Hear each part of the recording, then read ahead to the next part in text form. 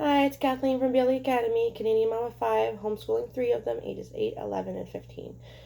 Today I just wanted to give you an update on how it's going with our homeschool. We started, I believe, 2 weeks ago, and we sort of eased in, didn't give them as much work or as much, writing, things like that, and now we're more closer to our normal schedule.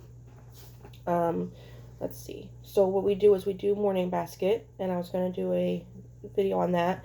But basically, what our morning basket consists of is they start off with a journal. Well, the two younger ones start off with a journal.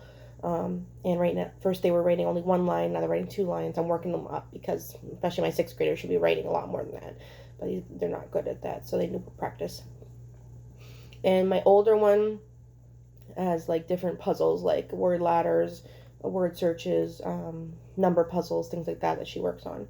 And then when we're done that, we have a daily book, so not like a fiction read aloud, but a nonfiction book that we read a little bit of each day. So I wanted to share what we've been using. This is called the Big Book of Animal Devotions, and yes, it is actually a Christian book, and we homeschool secularly. But what I do is I just adjust the words at the very end, because what happens is for each chapter, so like chapter we just read, for example, yesterday, was about the beautiful jaguar.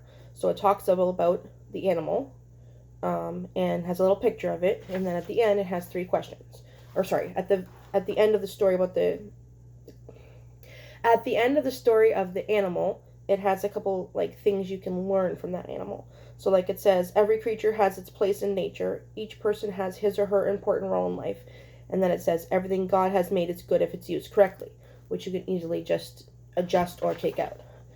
And then I skip the Bible quote, but of course, if you're a Christian family, you don't have to. And then it has 3 questions. How much does a jaguar weigh? So it says, like, how much does a jaguar weigh, which their answer was in what we read.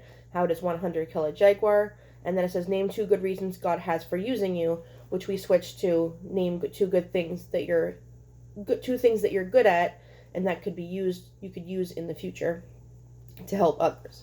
So I like it because it teaches them about animals, and for me personally, I think about the Christian part of it because I'm Christian. For my one daughter who believes in God but isn't sure exactly what she believes, so I usually say like the word God, or if you're not, religious, then this version of this question. So I recommend this. It's from Bethany House. So really cool. And then we do, depending on the day. So Monday and Wednesday we do character study. So again, this is a secular character study. So I plan on sharing what we use for each of the character traits that we do on my blog, callistasramblings.com. I'll link it below. So we're doing responsibility this month. So Monday and Wednesday we work on that. And then Tuesday we do poetry tea time, which has been going well. We drink tea, we have snacks, we read poems. In fact, this Tuesday, my oldest daughter, the oldest homeschool daughter, is doing ASL, and she knows quite a bit already before she even started it. So she's going to do a little performance at Poetry Tea Time. I told her so that we could be more interactive, she could do something like, I don't know the signs, but like sign, I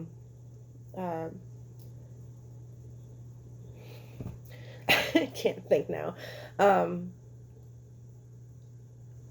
Like sign a sentence, omit the last word, like sign it and say the words, omit the last word, and we fill in the blanks, and then she tells us if we're right, and then she shows us the sign for that, and then if this is the sign, then we do the sign back to practice. Even though we're not learning ASL, it's still, they're not going to hurt us to learn a little bit of it, and they do, like, some of them do like it, so she's going to do that. Thursday is Critical Thinking Thursday. I just started that because the first week we didn't know what to do on Thursday. So I just find critical thinking puzzles or activities online. We do one of those. And Friday we have an interest-led notebook. So I'll find the YouTuber that talks all about notebooking that got me the idea for this. I can't think of her name right now or her channel. I think it's There's No Place Like Home, but I'm not positive. So I will find it and link it below. She got me interested in notebooking and understanding more about how it works. and how you can use it in different ways. So they notebook for their character study as well, and they have a separate interest-led notebook. Basically, the quick version is that they can write about anything they want, any interest of their own. They can write about the same interest all year. They can switch it up every week. They can do it for a couple weeks and then switch it. They can do whatever they want, but they research something and write it down. So my son, who's addicted to gaming and likes nothing else, so far has written about Xbox, all the different, facts about Xbox and PlayStation. He did last week, and he did a timeline of when different PlayStations came out. So I don't know what he's going to do when he runs out of ideas about gaming, but he did so far. And then finally, we do our read aloud, whatever our current fiction read aloud is. And the oldest one doesn't always stay. So she does critical thinking Thursday, poetry time, and Friday. But on Monday, Wednesday, she doesn't stay for character study because she really has that down pat. So we don't worry about that. All right, what else do we do? So we do morning basket, and then we do Monday, Wednesday, we do science, music, and French together. And Tuesday, Thursday, we do social studies and art. On those days, my middle one does French Duolingo, and the youngest one doesn't do French. So my grade 3 does French twice a week, and my grade 6 does French every day. And then, my grade 10 is going to do French next semester, so she's not doing French right now. And then, so all this has been going well so far. And then they do their independent work, which is not turning out to be so independent. The idea was that they do math, literacy / language arts, whatever you want to call it, cursive and, the Duolingo for the middle one, on their own. Oh, and reading on their own. But it turns out that my grade 6 needs help with math, so I've been helping him with math.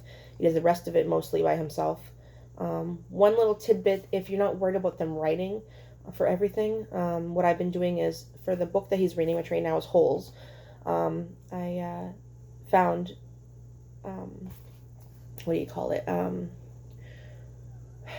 like questions for him to answer, to comprehension questions, that's it, comprehension questions. So what I do is it's a document on my computer, so I emailed him, I go over the document, and it says, read chapters 1 to 3 in one day, because they have really short chapters. So I copy the questions from 1 to 3, edit it if I don't want him to do all of them, and email it to him. And then he emails me back the answers. Then I email him back the next day. He emails me back the answers.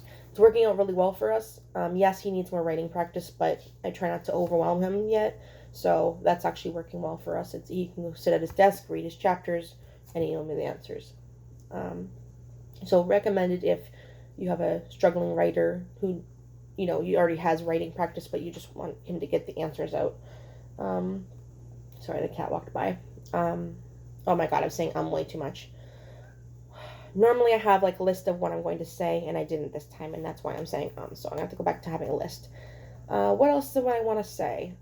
So far things are going well. Have a lot of attitude in the family. The younger ones, that's during school, but we're working on that. I hope the character trait learning lessons help out with that. Next month, in October, we are starting, I guess I should say, September, I said we were doing responsibility for the character trait. We've been doing dinosaurs. I know it's usually done for younger kids, but I felt like it hadn't been covered, so I decided to do dinosaurs, which I posted a blog post already on callistusramblings.com of everything that we've used for the dinosaur unit study, as well as some other resources I found that we couldn't afford but that were cool. So it shows some free and some non-free resources. Again, link that below. And then social studies, we've been doing First Nations or Indigenous people of Canada. When I plan to share every unit study on the blog, so you should follow if you are interested in that sort of thing. So next month we're going to do genetics for science, which I found some really cool, fun science experiments, playing with candy, all kinds of fun stuff, and not just worksheets and stuff like that. So I think it'll be really fun. We're going to start going around the world, so we're going to do North America for social studies. And I believe it's gratitude because here in Canada we do Thanksgiving in October. So we're going to do gratitude as our character trait. This is not a long video. I thought it was going to be longer than this. I'm just trying to think if there's anything else I wanted to say. I did want to do a tour of our homeschool area, but I can't seem to get it the way I want it to look. So hopefully I can work on that. Please let me know in the comments how your homeschool has been going, or if you have any tips or hints on anything I mentioned, or anything you just want to share. Even if you have a blog post, please, you can share it if it's about homeschooling. Check out my blog.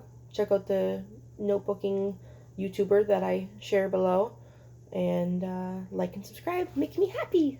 Comments, great. Thank you. Bye.